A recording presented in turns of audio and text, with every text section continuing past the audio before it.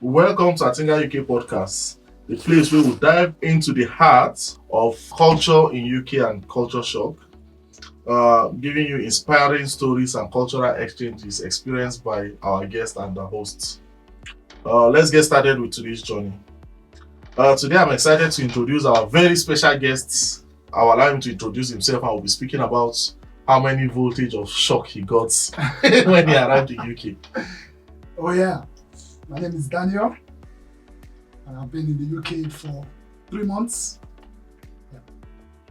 Yeah, so the first question I have for you for today is when you arrived in UK, like how was your journey? Was it comfortable? Was it stressful? Or like, can you just give in your own words, like how was your journey to come to the UK and arriving in UK, finding accommodation, all those things? Yeah, I touched ground at the London Gatwick Airport on the 8th of October. The first thing that welcomed me to the UK was the cold. The moment I just came out of the aircraft, it was as if the cold just came to embrace me and say, welcome to the UK. Yeah, were you wearing proper clothing? Did you get advice to wear 444 shirts, or you just said it can't be that cold? And they actually told me to put on at least 2 cardigans, but I said no, not bad. No. It can't be that bad. I'm a big man now, so I just wore my polo shirt and one cardigan. Yeah. But by the time I came out of the airplane, I said, I could not open my box because I had not even received my luggage there. So yeah. It was quite interesting. And taking off from London Gatwick, enter train, from London Gatwick to there's this train station they call King Cross. Yeah, King's Cross. Yeah. That's the Harry Potter train station. Good. At London. Yeah. The first culture shock actually happened there. How did it happen? I had one heavy box and another bag. I had to climb the staircase because the lift wasn't working. It was a Sunday. Yeah. Nobody to help me. I was dragging these 2 things, climbing the staircase. At a point, the box fell off. Wow. I even thought maybe someone would say, "Oh, sorry." Everybody was touching it. Nobody wants to get attacked by your box. Yeah, so I just this happened to me when I had like guests and they were traveling from London. And we had to use the train services from Liverpool. And since then I said it's either you go through Manchester or use the bus from Liverpool to London. Because the bus will take you with your luggage directly to the airport. You don't need to exchange or climb stairs or do whatever. So like at least now that is one thing I also had trouble with. Like that's something common. Yeah. So how did you deal with your baggage issue? Did you come with Ghana must go or did your bags have tire? My bags had tire. Yeah, so at least that's they had tire. And then coming from Nigeria, we are not used to having these dashboards where you have train times and all this stuff. Yeah. So I just stood there looking I was to go to the city of Hull. So I was busy looking for Hull, okay, which train, which platform and all that.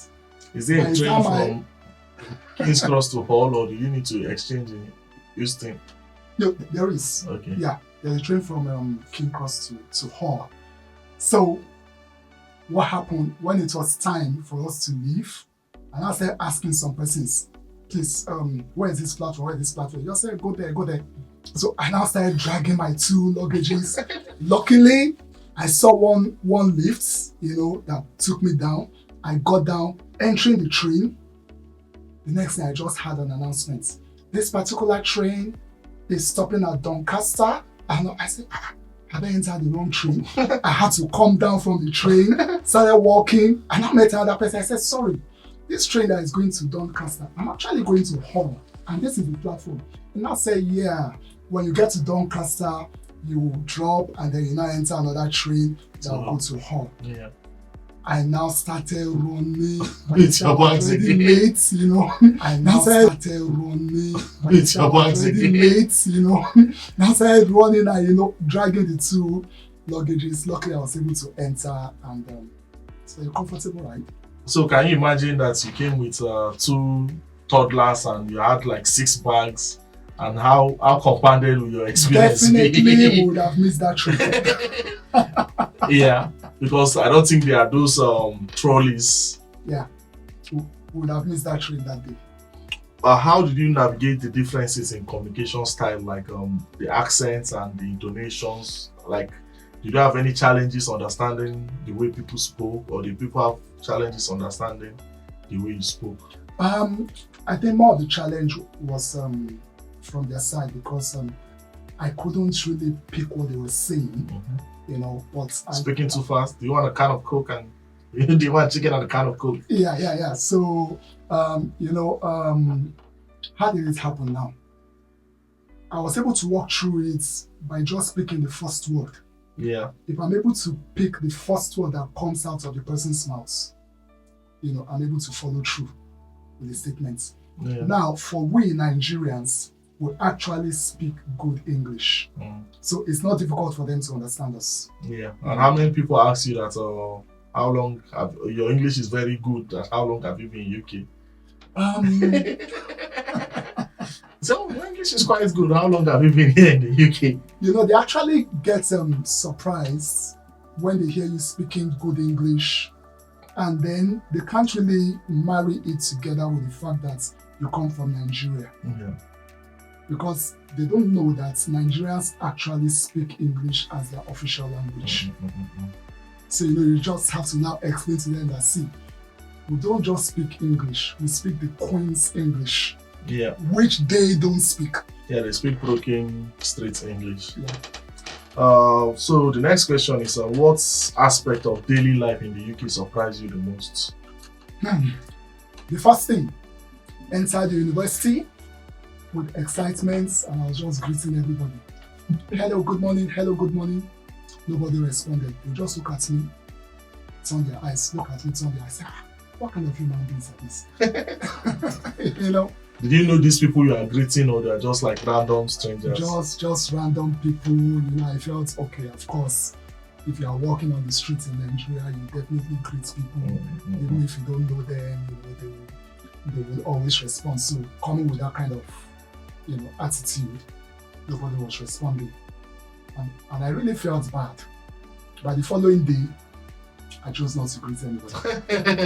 You have adapted. I adapted perfectly. So is there any other aspect of like the UK culture that you have adapted to or that you enjoy?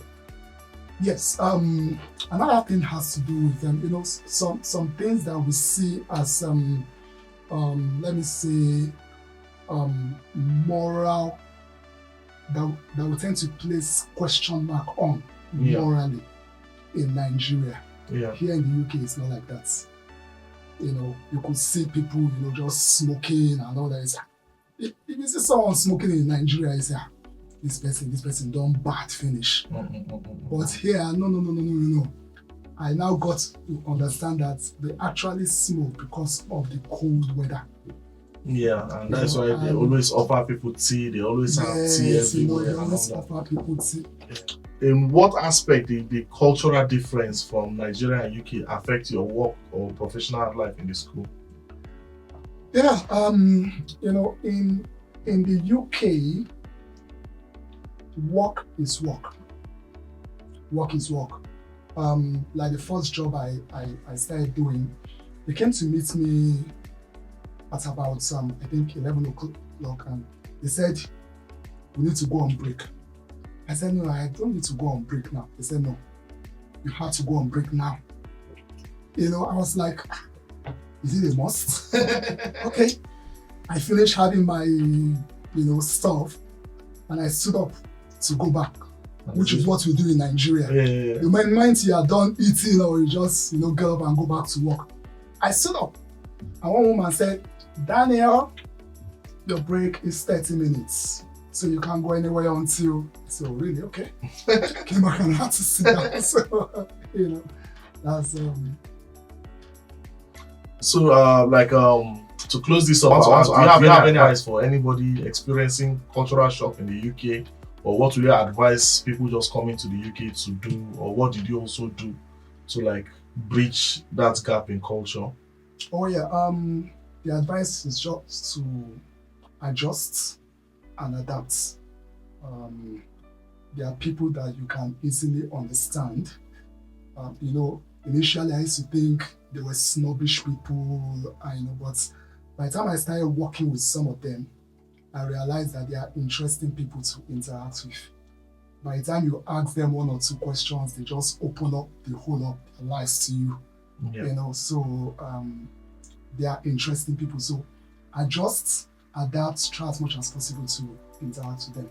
So Thank you very much for coming on Atinga thank you. UK podcast. Thank you.